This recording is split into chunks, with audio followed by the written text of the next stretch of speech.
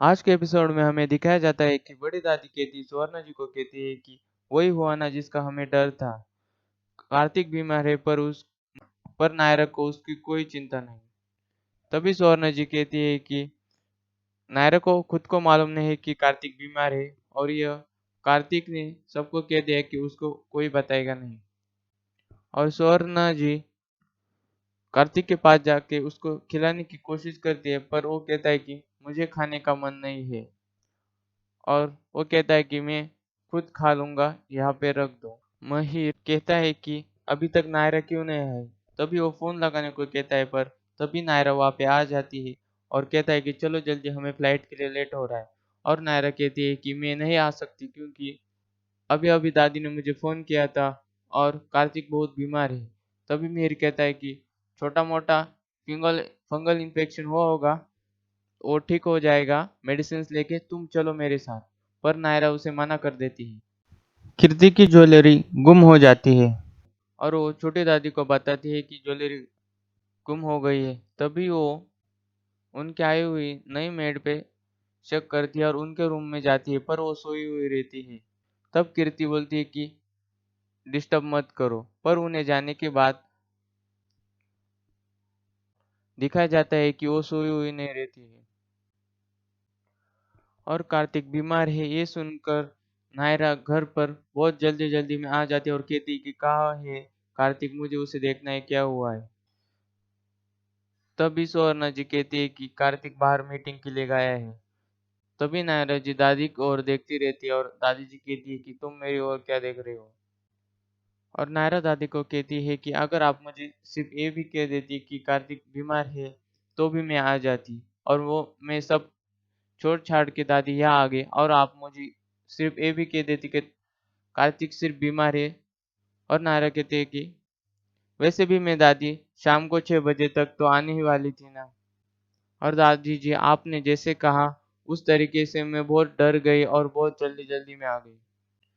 तभी दाई नायरा जी को कहती है कि तुम तुम्हारा काम शौक के लिए करती हो और कार्तिक ये घर चलाने के लिए काम करता है, तो दोनों में से कौन सा काम जरूरी है। दादी और नायरा में थोड़ा झगड़ा हो जाता है और दादी नायरा को हाथ जोड़ के कहती है कि तुम तुम्हारा काम संभालो और हम अभी किट्टी को तुम्हारे आने से पहले जैसे संभाल रहे थे वैसे संभालेंगे। और दादी वहां से निकल जाती है।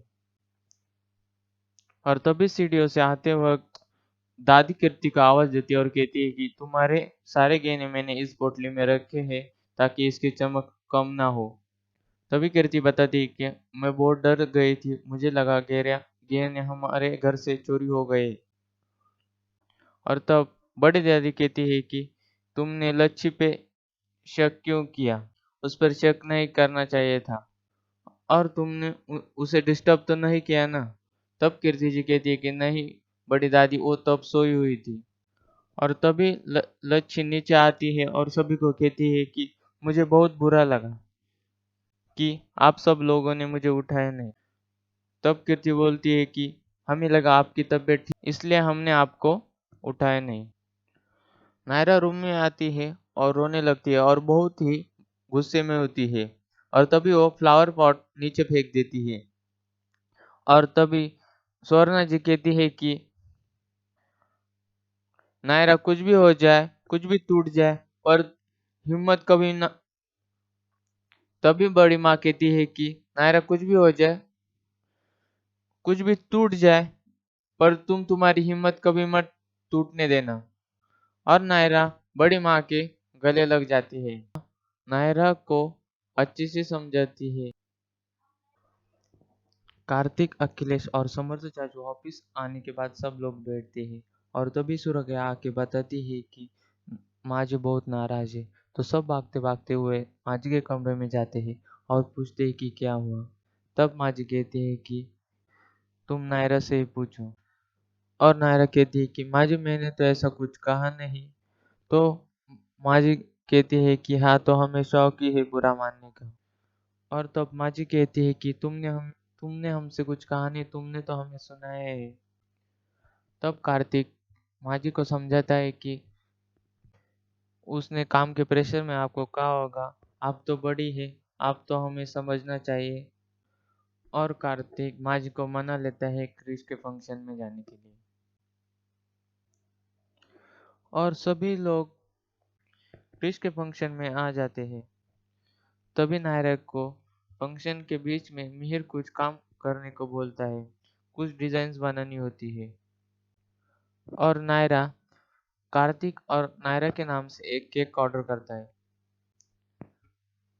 और नायरा नायरा एंड कार्तिक के नाम से एक और कुछ लोगों में नायरा के बारे में गॉसिप चल रहा होता है।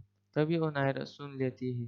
पर तभी वहां पे बड़ी माँ आ जाती है और वो कहती है कि मैंने तुम्हें कहा है ना, कुछ भी हो जाए टूटना नहीं है। और नायरा ऊपर कमरे में आ जाती है डिजाइन बनाने के लिए।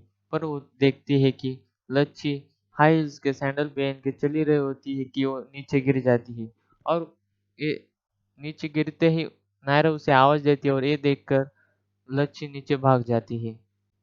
और तभी उधर से मीर का फोन आ जाता है और वो नायरा को डिजाइन दिखा ही रहा होता है कि कार्तिक रूम में आ जाता है और कार्तिक नायरा को पकड़ लेता है। और कार्तिक कहता है, तब नायरा कहती है कि मेरा वीडियो कॉल चालू। तब नायरा कहती है कि मुझे सिर्फ एक ही डिजाइन मीर को बना के देना है। तब कार्तिक कहते हैं कि हाँ, सिर्फ एक ही बना देना। और कार्तिक वहां से जाने ही लगता है कि और जाते जाते कार्तिक कहता है कि मेरा प्यार का फैशन कभी आउटडेटेड नहीं होना चाहिए डिजाइनर साहिबा।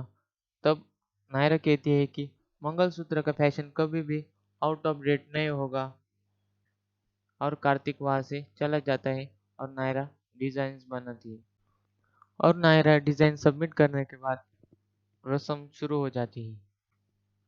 और जब नायरा का गिफ्ट आ जाता है तब और जब उसकी अनबॉक्सिंग होती है, नायरा उस गिफ्ट पर जब दोनों का नाम लिखवा दे तो किसी गेस्ट से गलती से कार्तिक के कार्तिक के नेम का जो विशेष का लेबल रहता है वो किसी से गिर जाता है। और तभी लव और अंकुश उस गिफ्ट को उठाने के लिए वहां आ जाते हैं। और तभी लच्ची के हाथ में कार्तिक के नेम का जो लेबल रहता है वो उसे चेयर पर रख देती है और लव अंकुश को उस गिफ्ट को उठाने में मदद करती है।